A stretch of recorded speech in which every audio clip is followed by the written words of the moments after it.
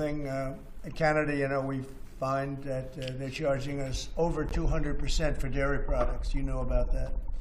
And when I left, we had that well taken care of. But under Biden, they just kept raising it. Very difficult to deal with, the Canadian representatives. 250% for dairy products, tariff. So where do you hear that? You don't hear that. They have a tremendously high tariff. Give you the exact numbers in a little while coming out on lumber. So they sell us lumber. They have a tremendous tariff. They make it impossible for us to sell lumber or dairy products into Canada, but our numbers are a tiny fraction of that, almost non-existent. And what we're doing is freeing up our forests from the environmental nonsense that they put on them, where you can't cut down a tree. And we have to cut down trees in order to build the firewalls.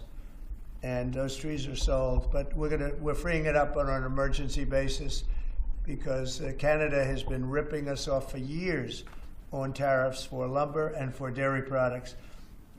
250%, nobody ever talks about that. 250% tariff, which is taking advantage of our farmers, so that's not going to happen anymore. They'll be met with the exact same tariff unless they drop it, and that's what reciprocal means. And we may do it as early as today, or we'll wait till Monday or Tuesday. But that's what we're going to do. We're going to charge the same thing. It's not fair. Never has been fair.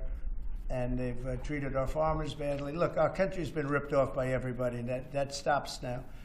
I had it stopped in my first term, and we're going to really stop it now because this has been very unfair. Our country, from an economic standpoint, a financial standpoint, and a trade standpoint, has been absolutely ripped off by almost every country in the world. Canada, Mexico, and then you just go right down the line. India charges us massive tariffs, massive. You can't even sell anything into India. It's almost restrictive. It is restrictive. You know, we do very little business inside. They've agreed, by the way, they want to cut their tariffs way down now because somebody's finally exposing them for what they've done. And same thing with China, same thing with a lot of other countries. And the EU has been a terrible abuser of this country. I mean, the EU was formulated in order to take advantage of the United States, and they have taken it, but they're not taking advantage when I'm in charge. So sometimes you'll hear some negative things. It's always from outside countries. America will be very strong.